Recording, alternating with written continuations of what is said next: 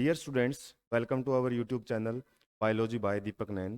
आज हम जो कॉन्सेप्ट डिस्कस करेंगे उसका नाम है मेंडल्स लॉ ऑफ जेनेटिक्स। और ये बड़ा इंपॉर्टेंट टॉपिक रहता है, इससे क्वेश्चन भी काफ़ी बनते हैं। और ये 10th क्लास में थोड़ा बेसिक पढ़ने को मिलता है, 12th में इसकी काफ़ी डिटेल आती है। मेंडल से पहले हम ये समझते हैं कि जेनेटिक्स क्या होता है। और जेनेटिक्स के बारे में की बात करें तो जेनेटिक्स में हम स्टडी करते हैं ट्रांसफर ऑफ इंफॉर्मेशन और characters from one generation to the next generation. Parents से जब ऑफस्प्रिंग्स बनते हैं तो उनके अंदर जो कैरेक्टर्स हैं अपने पेरेंट्स से किस तरीके से ट्रांसफर होते हैं, उसी की स्टडी को हम जेनेटिक्स में पढ़ते हैं।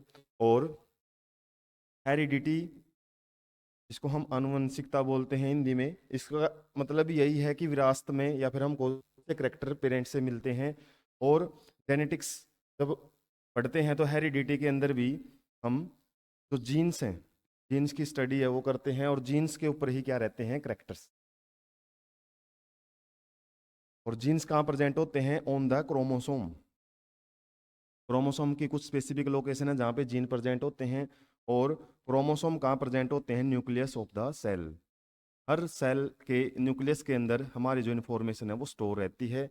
और जैसे ही रिप्रोडक्शन होता है, रिप्रोडक्शन में जो गैमेट्स के न्यूक्लियस हैं वो फ्यूज करते हैं, तो हमारी जो इन्फॉर्मेशन है वो इस तरीके से आगे बढ़ती है। तो मेंडल ने सबसे पहले जेनेटिक्स की जो इन्फॉर्मेशन किस तरीके से ट्रांसफर होती है उसके ऊपर कुछ एक्सपेरिमेंट किए थे। और मेंडल के बारे में यदि हम पढ़ें, मेंडल ने एक्सपेरिमेंट किए थे पाइजम सेटावियम के ऊपर, जिसको गार्डन पी भी बोलते हैं। वैसे मेंडल बाय प्रोफेशन मैथमेटिशियन थे, मैथमेटिशियन, लेकिन हॉबीज के लिए क्या करते थे वो गार्डनिंग। और गार्डनिंग में वैसे ही नॉर्मल वेजिटेबल्स के रूप में मटर को उगाते थे, लेकिन थोड़ा सा उनका इंटरेस्ट जागा। उन्होंने देखा कि किस प्रकार से जो अलग अलग प्लांट्स हैं, जैसे मेंडल ने देखा कि टाल प्लांट है और ड्वार्फ प्लांट है, वो यदि हम उनके बीच में आर्टिफिशियल हाइब्रिडाइजेशन करवाते हैं या फिर उनके करेक्टर को मिक्स कर देते हैं, तो आने वाली जो जनरेशन है उनके अंदर किसके करेक्टर्स ज़्यादा आएंगे। तो ये स्टडी करते थे कि जैसे मान लो पेरेंट्स हमारा ड्वार्फ था, ड्वार्फ मीन्स स्मॉलाइट का प्लांट है, और उससे देखा कि जो कुछ प्लांट है आने वाली जनरेशन में वो अलग अलग करेक्टर शो करते थे। या फिर टाल प्लांट है, टाल के आगे जो ऑफस्प्रिंग्स हैं वो टाल के अलावा और भी करेक्टर शो करते थे। तो इनसे उनका इंटरेस्ट जागा, और जिसकी वजह से उन्होंने गार्डन पी के अंदर 7 करेक्टर्स है उनको स्टडी किया, 7 करेक्टर्स। और 7 करेक्टर्स के अपोजिट करेक्टर्स भी उन्होंने या ट्रेड्स भी स्टडी किए, जिसको हम बोलते हैं कॉन्ट्रास्टिंग ट्रेड्स। जैसे एक करेक्टर उन्होंने स्टडी किया प्लांट हाइट का, करेक्टर्स को हम थोड़ा ओवरव्यू देख देखते हैं। जैसे उन्होंने करेक्टर स्टडी किए थे जो ये 7 है, 1 2 3 4 5 7। और 7 करेक्टर्स के नाम है जो, जैसे सबसे पहले है सीड शेप, सीड कलर। तो सीड के बारे में इन्होंने 2 करेक्टर स्टडी किए थे कि उसका शेप कैसा है। शेप 2 टाइप के देखने को मिलते हैं, राउंड शेप भी हो सकता है और रिंकल्ड शेप भी हम देखते हैं सीड की। इसके अलावा येलो कलर हो सकता है सीड का, इसके अलावा ग्रीन कलर भी देखने को मिलता है। और पोड शेप, पोड का मतलब टमाटर की जो फली होती है वो ग्रीन कलर में भी दिखती है। ग्रीन, यहाँ पे शेप की बात की हुई है तो शेप है वो इनफ्लेटेड। इनफ्लेटेड मीन्स, इनफ्लेटेड का मीन होता है कि वो फुली हुई है, और कॉन्स्ट्रिक्टेड का मतलब है वो कहीं कहीं पे पिचकी हुई है। जैसे ऐसी शेप है जो, उसको हम कॉन्स्ट्रिक्टेड शेप बोलते हैं। तो 2 टाइप की फलियां होती हैं मटर के प्लांट के अंदर। और ऐसे ही पोड का जो कलर है वो ग्रीन भी हो सकता है, येलो भी। पर्पल कलर फ्लावर स्टडी की है, इसके अलावा वाइट कलर के फ्लावर भी होते हैं मटर के अंदर। और फ्लावर की यदि पोजीशन की बात करें, एक्जियल, एक्जियल का मतलब होता है लेटरल पोजीशन। यहाँ पे हम देख सकते हैं फ्लावर, हमारा जो प्लांट है मेन, उसके साइड में फ्लावर लगे हुए हैं, लेकिन यहाँ पे हम देखें तो टर्मिनल पोर्शन के ऊपर फ्लावर लगा हुआ है। और प्लांट की जो हाइट है, सबसे पहला करेक्टर, हालांकि जब हम पढ़ते हैं 10th में और 12th में सबसे पहला करेक्टर यही पढ़ा जाता है, प्लांट का जो हाइट है या साइज है वो दो देखने को मिलता है, टाल प्लांट भी होते हैं और ड्वार्फ प्लांट भी रहते हैं। तो मेंडल ने एक्सपेरिमेंट कैसे किए, उन्होंने जैसे एक टाल प्लांट लिया, उसके पोलन ग्रेन्स को लिए और जो ड्वार्फ प्लांट है उसकी स्टिग्मा के ऊपर लैंड करवा दिए या उसकी स्टिग्मा के ऊपर छोड़ दिए, और उसके बाद देखा कि किस तरीके से फर्टिलाइजेशन हुई, और फर्टिलाइजेशन के बाद आगे जो सीड बनते हैं, और सीड को जब वो ग्रो करवाते हैं तो उसके बाद आगे की ऑफस्प्रिंग्स में करेक्टर्स को स्टडी करते हैं, किस प्रकार से जो पेरेंट्स के करेक्टर हैं वो ऑफस्प्रिंग्स में आते हैं, और वहीं से उन्होंने क्या किया था, अपने जो लॉ हैं वो दिए थे। तो मेंडल के जो तीनों लॉ हैं उनको समझने के लिए हम एक ही क्रॉस से 3 लॉ समझेंगे। 3 लॉ दिए थे मेंडल ने, पहले उनके बारे में नॉर्मली हम समझ लेते हैं, नाम क्या थे उनके। मेंडल का जो फर्स्ट लॉ था लॉ ऑफ डोमिनेंस, जो हम सीरीज पढ़ते हैं 10th और 12th के अंदर, तो लॉ ऑफ डोमिनेंस पहले पढ़ा जाता है। लॉ ऑफ सेग्रीगेशन, सेग्रीगेशन, और तीसरा लॉ होता है law of independent assortment, assortment. ये 3 लॉ को समझने के लिए मेंडल ने जो एक्सपेरिमेंट किए थे वो 2 टाइप के एक्सपेरिमेंट किए थे, एक मोनोहाइब्रिड क्रॉस और एक dihybrid cross. Monohybrid means single character को स्टडी करने के लिए किया गया क्रॉस, और डाई हाइब्रिड मीन्स 2 करेक्टर्स किया हुआ क्रॉस। तो मोनोहाइब्रिड क्रॉस जब हम पढ़ते हैं तो ज़्यादातर हम प्लांट हाइट के बारे में देखते हैं कि प्लांट हाइट, जैसे टाल प्लांट है उसका ड्वार्फ प्लांट के साथ क्रॉस करवाया तो कैसे करेक्टर्स बने हैं, तो उसको मोनोहाइब्रिड क्रॉस में पढ़ते हैं। लेकिन मोनोहाइब्रिड क्रॉस के अंदर हम केवल 2 ही लॉ स्टडी कर पाते हैं, law of dominance and law of segregation. लेकिन तीनों लॉ को स्टडी करने के लिए, यदि हम चाहते हैं कि तीनों लॉ हम स्टडी करें, के लिए हमको कौन सा क्रॉस पढ़ना पड़ेगा, डाई हाइब्रिड, जिसके अंदर डाई हाइब्रिड क्रॉस जिसके अंदर हमको 2 करेक्टर्स को स्टडी करना पड़ेगा। 2 करेक्टर्स मीन्स जैसे प्लांट के अंदर हमने देखा है सीड का कलर और सीड की शेप, इन 2 करेक्टर्स को जब हम स्टडी करते हैं तो यहाँ से कुछ ऐसा क्रॉस बनता है, इसको पहले बनाएंगे उसके बाद समझेंगे। तो इस क्रॉस से रिलेटेड क्वेश्चंस आते हैं, बोर्ड एग्जाम में बनते हैं, लेकिन इसके जो हम आगे पढ़ेंगे कुछ कैलकुलेशंस आएंगी, और वो कैलकुलेशन के बेस पे आपके कुछ एमसीक्यू क्वेश्चंस भी बनते हैं जो कॉम्पिटिटिव एग्जाम में भी काम आते हैं।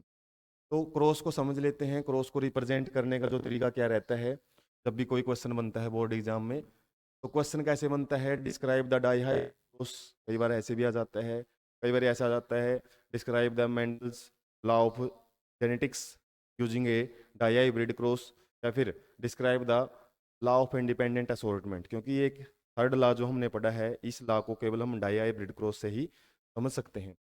तो इस क्रॉस को समझाने के लिए इसको रिप्रेजेंट कैसे किया जाता है, सबसे पहले पेरेंट लिखे जाते हैं, पेरेंट्स हमने किस प्रकार के लिए हैं, और पेरेंट्स के 2 टाइप के हम करेक्टर स्टडी करते हैं, एक उसका फिनोटाइप, फिनोटाइप मीन्स बाहर से कैसा दिखाई देता है, और एक जीनोटाइप, जीनोटाइप्स मीन्स उनका जेनेटिक मेकअप कैसा है, जीन्स कैसे हैं, और जो करेक्टर्स बाहर दिखाई देते हैं वही उन्हीं की कोड फॉर्म जीन के ऊपर प्रेजेंट होती है। तो फिनोटाइप में जैसे हमने एक प्लांट लिया राउंड येलो, मतलब राउंड उसकी आकार है, शेप है सीड की, और येलो उसका कलर है। और दूसरा हमने जो प्लांट लिया वो राउंड का उल्टा होता है, रिंकल्ड, और कलर का जो कॉन्ट्रास्टिंग ट्रेट होता है येलो का वो होता है ग्रीन। तो इन्होंने क्या किया, यहाँ पे 2 पेरेंट लिए, और 2 पेरेंट में हो सकता है ये मेल पेरेंट हो और ये फीमेल पेरेंट हो, और इनका जब हम क्रॉस करवाते हैं तो देखा कि आगे पहले जो फर्स्ट जनरेशन है वो क्या बनी, उसके बाद सेकंड के प्लांट बने, उन्हीं से हम ला है वो समझने की कोशिश करेंगे। तो जब जीनोटाइप की बात करते हैं तो जीनोटाइप को हम सिंपल अल्फ़ाबेटिकली शो करते हैं।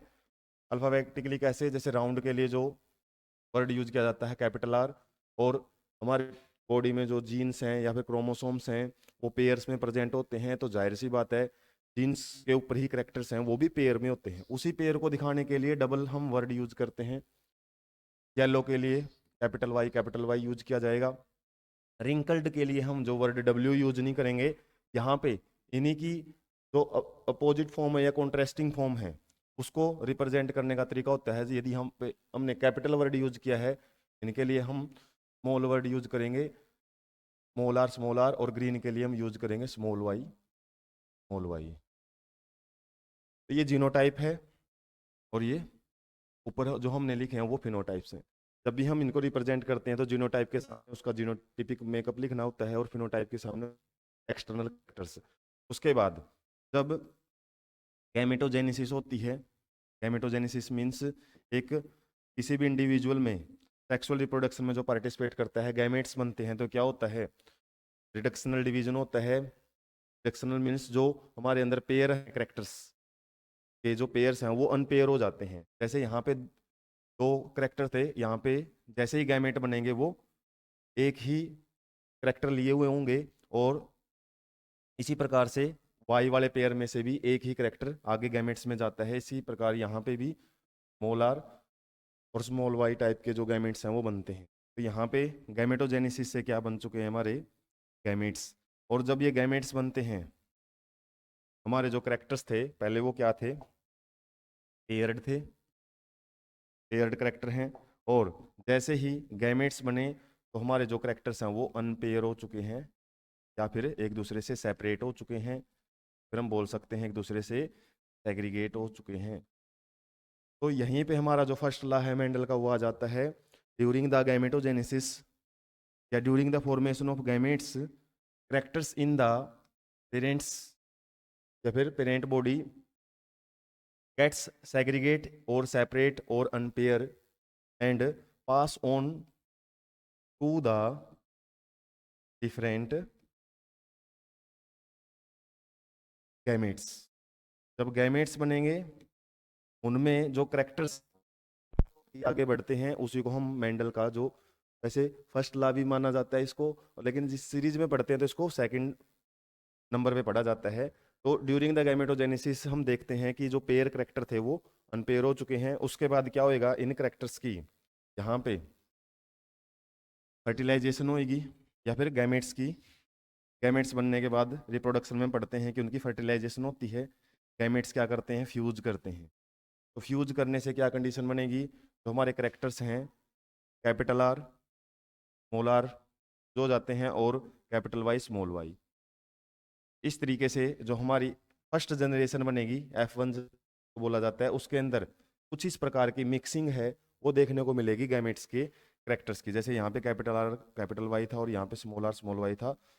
तो यहाँ पे गैमेट के अंदर कैपिटल आर स्मॉल आर आ चुका है, और कैपिटल वाई स्मॉल वाई।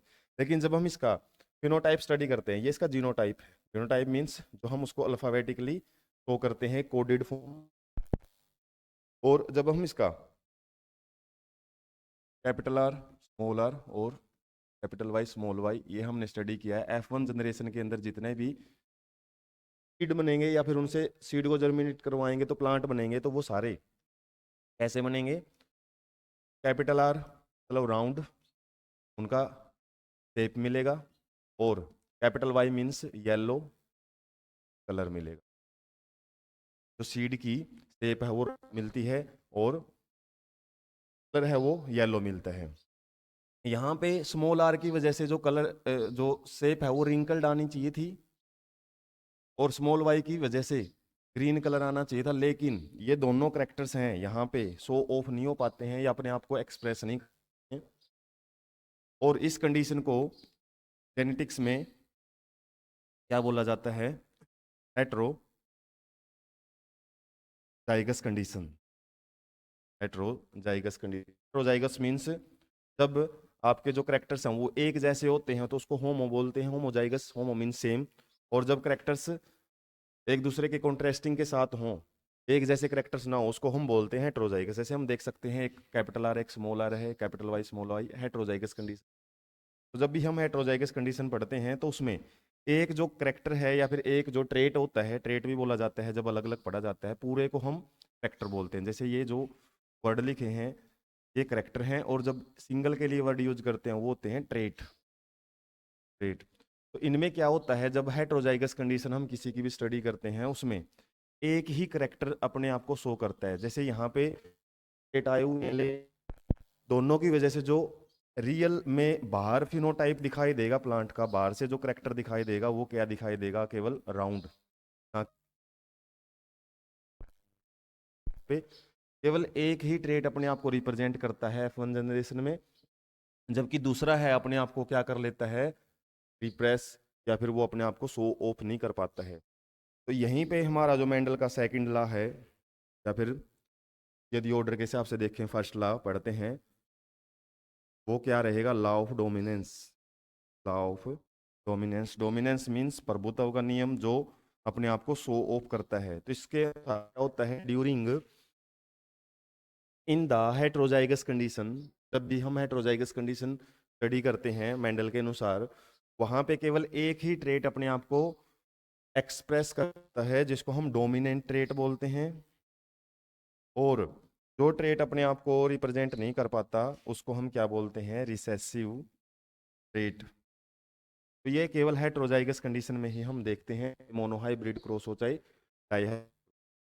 उसके बाद जैसे ही ये जो फर्स्ट जनरेशन बनी है हमारी, इसका जो जीनोटाइप हमने देख लिया, इसका फिनोटाइप हमने देख लिया, इससे F2 जनरेशन कैसे बनेगी, मतलब सेकंड जनरेशन कैसे बनेगी, सेकंड फिलियल जनरेशन भी इसको बोलते हैं, capital R small R capital Y small Y. तो यहाँ पे भी हम क्या देखेंगे, के अंदर गैमेटोजेनेसिस होएगी, पहले गैमेट्स बनेंगे, और गैमेट्स बनने के बाद हम यहाँ पे गैमेट्स लिख लेते हैं, और ऐसा ही दूसरा प्लांट ले लेंगे, capital R capital Y small, और गैमेट्स दोनों के अंदर सेम ही बनेंगे, एक मेल प्लांट एक फीमेल प्लांट है।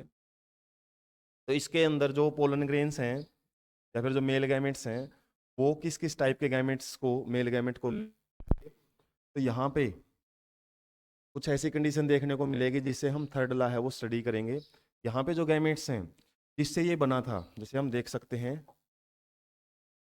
इससे पहले ये जो कंडीशन यहाँ पे बनी थी जिसके बारे में हम पढ़ रहे हैं किसके अंदर पढ़ेंगे, तो ये किस टाइप के गैमेट के फ्यूजन से बना था, कैपिटल आर तो कैपिटल वाई और स्मॉल आर स्मॉल वाई। तो ये तो दो टाइप के ये गैमेट्स बनाता ही है, जब ये गैमेट फॉर्मेशन करेगा तो कैपिटल आर कैपिटल वाई और स्मॉल आर स्मॉल वाई, ये तो दो बनाएगा ही, क्योंकि बनाई इनसे है। तो इनको जब ये बनाता है तो इनको हम बोलते हैं पेरेंटल कॉम्बिनेशन ऑफ गैमेट्स, क्योंकि इसके जो पेरेंट्स थे उनमें से यही करेक्टर्स इसके पास आए थे, यही एक प्रकार का जो कॉम्बिनेशन है वो आया था। लेकिन इसके अलावा ये कुछ ऐसे भी टाइप के गैमेट्स प्रोड्यूस करता है जो इसके पास ये खुद जनरेट करता है, जो इसके पास पेरेंट्स से नहीं आए थे, और वो कौन से हैं, ये कॉम्बिनेशन है हम जैसे कैपिटल आर का स्मॉल वाई के साथ कॉम्बिनेशन कर लेते हैं और स्मॉल आर का कैपिटल वाई के साथ। तो ये कितने टाइप के गैमेट प्रोड्यूस करता है, 4 टाइप्स के। बना कितने टाइप के से था ये, 2 टाइप के से बना था। तो ये दो अलग टाइप के जो गैमेट्स बनते हैं इनको हम बोलते हैं non parental combination, non parental combination. और नॉन पेरेंटल कॉम्बिनेशन गैमेट्स का बनना ही क्या शो करता है, लॉ ऑफ इंडिपेंडेंट असॉर्टमेंट। तो इसकी डेफिनेशन भी क्या बनेगी लॉ ऑफ इंडिपेंडेंट असॉर्टमेंट की, during the gametogenesis in the F2 in the, जब हम F2 जनरेशन पढ़ेंगे तो हम F1 जनरेशन ही है, तो डेफिनेशन क्या बनेगी, during the gametogenesis in F1 formation of non parental type of combination from the, ये बोल सकते हैं F1 जनरेशन। F1 जनरेशन से जो नॉन पेरेंटल टाइप के कॉम्बिनेशन बने हैं ये क्या शो करते हैं कि जो हमारे ट्रेट हैं वो जरूरी नहीं है, जैसे कैपिटल वाई है कैपिटल आर के साथ ही इसके अंदर आया था, ये अगली जनरेशन में जब गैमेट्स बनाएगा ये कैपिटल आर स्मॉल वाई के साथ भी कॉम्बिनेशन बना सकता है। ठीक है, यदि हम वर्ड को थोड़ा समझें, लॉ ऑफ इंडिपेंडेंट असॉर्टमेंट।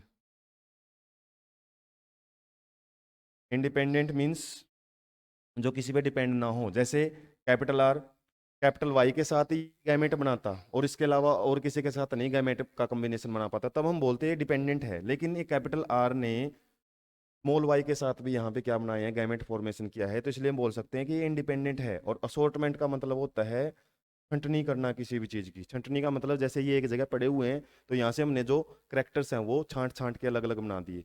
तो जब ये करेक्टर्स या गैमेट्स आगे जाते हैं दूसरी जनरेशन, तो वहां पे इंडिपेंडेंटली एक दूसरे से अलग होके एक नए कॉम्बिनेशन भी तैयार कर सकते हैं। इसी को हम क्या बोलते हैं, इसी को बोलेंगे हम जो लॉ ऑफ असॉर्टमेंट।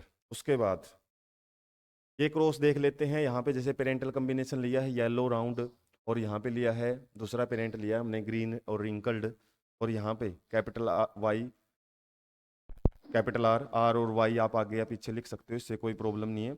और जैसे ही F1 जनरेशन बनी है हमारी, यहाँ पे हम देख सकते हैं capital Y capital R small R बनता है।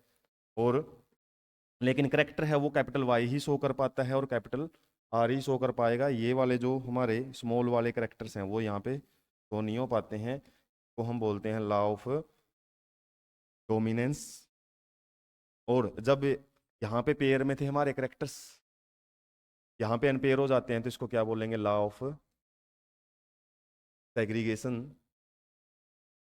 और जब ये गैमेट्स बनते हैं 4 टाइप्स के, क्योंकि ये हमारा केवल 4 टाइप के क्या बनाता है, आगे कॉम्बिनेशन बना सकता है गैमेट्स के। और जब इनके बीच में हम क्रॉसिंग करवाते हैं पुनेट स्क्वायर यूज करके, तो यहाँ पे हमको कुछ इस प्रकार के रिजल्ट्स दिखाई देते हैं। टोटल 16 टाइप के 16 टाइप के यहाँ पे कॉम्बिनेशन दिखाई देते हैं। और 16 टाइप में जब हम बात करते हैं फिनोटाइप कितने टाइप के मिलेंगे, फिनोटाइप्स मीन्स बाहर से देखने से कितने प्रकार के हमको प्लांट मिलेंगे, तो टोटल हमको 4 टाइप के प्लांट ही मिलेंगे। 4 टाइप के प्लांट कैसे, जैसे हम देख सकते हैं यहाँ पे जो इस सीरीज में है, ऊपर ऊपर वाली सीरीज में और बीचों बीच जो सीरीज आई हुई है, जैसे थोड़ा इसको दोबारा देख लेते हैं हम।